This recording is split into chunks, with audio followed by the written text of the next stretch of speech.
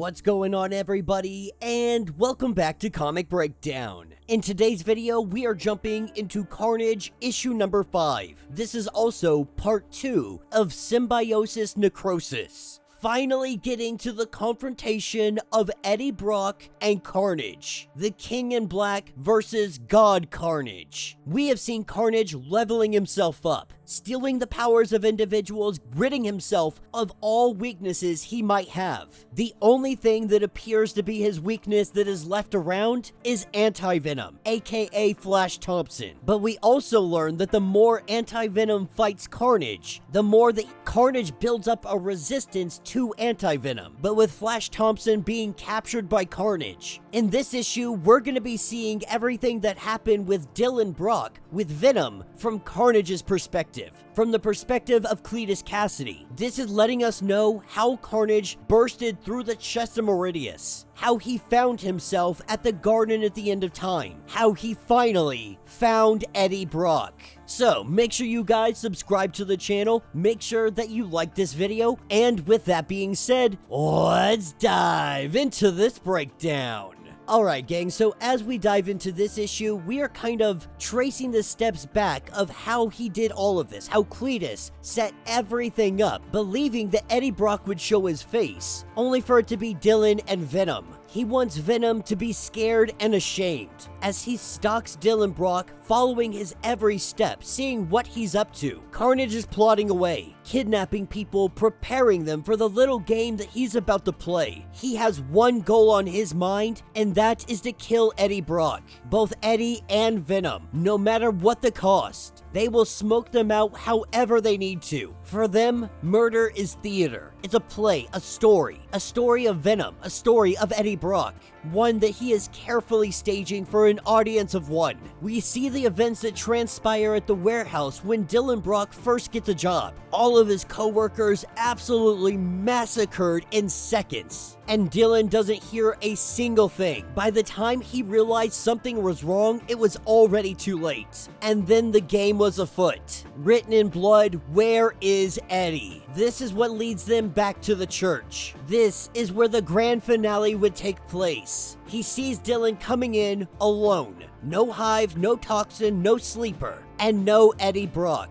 This is when he goes in on Dylan. We see the fight transpire, Venom trying to attack Cletus, with Carnage and Venom going blow for blow. And then he brings up Anne, Carnage reveling in Venom's fury. And then he makes Dylan see. He breaks into their minds. He flips through their memories like pages in a book. He can feel Dylan's despair like it is his own. Venom kills, Anne kills, Eddie kills. But in Dylan's memories, he finds the answers. Eddie Brock is out of time. Eddie says that he will go back into Meridius's garden and he will replenish his flesh from it. Now Dylan has no idea what any of that means, but Carnage does, ripping Venom away from Dylan. He now knows that Eddie is not in the now. He is hiding in time, and so he kills Dylan Brock.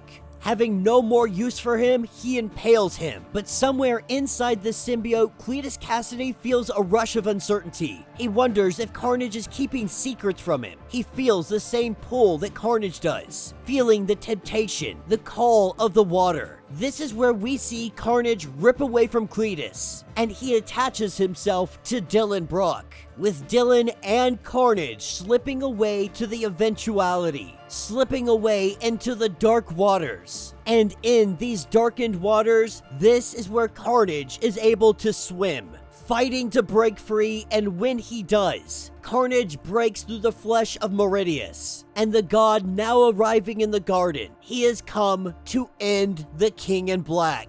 And that will be the end of this issue. So let me know what you guys think down in the comments. A relatively short, not more than relatively, but a pretty short issue. A lot of this is a little repetitive, which is unfortunate. I don't mind it from Cletus's or Carnage's perspective, but we could have done without a lot of that. The first 4 or 5 pages are just recounting him kidnapping people and following Dylan Brock. Most of this information is kind of already implied. So it really does feel like a cheap way out of writing further depth to the story. Obviously, they want to save whatever is about to happen for Venom issue number 32 or 33. I can't remember which one comes next. But with that being said, like I said, the perspective of Carnage isn't a bad perspective. It is cool to see what he's thinking throughout this entire process. But now we know how Carnage was able to make it to the garden. He felt Dylan slipping away into the eventuality,